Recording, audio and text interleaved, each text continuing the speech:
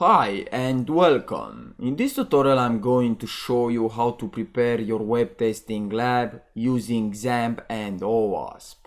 XAMPP is a local Apache server which comes along with PHP, MySQL and a bunch of other good stuff. Basically allows you to run a web server on your local machine. And OWASP is a free open source vulnerable web application designed for beginners to learn web application security and hacking.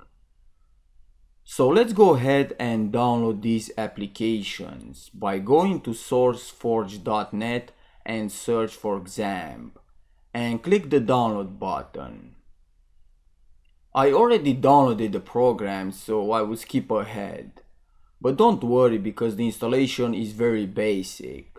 Once done with the installation, open the program and start Apache web server and the MySQL database.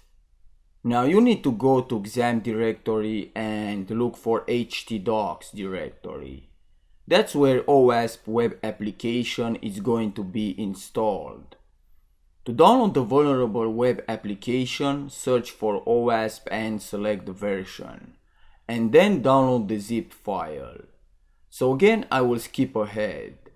After the download has finished, extract the zip file and copy all the files to XAMPP htdocs directory. Now open your browser and go to 127.0.0.1.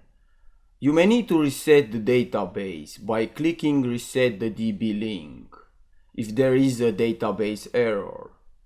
So when you get into the system, there is a menu on the left where you can see different types of attacks like SQL injection, cross-site scripting and many more. But I will cover these attacks in another tutorial. So that's it for this lecture. Thanks for watching and I'll see you next time.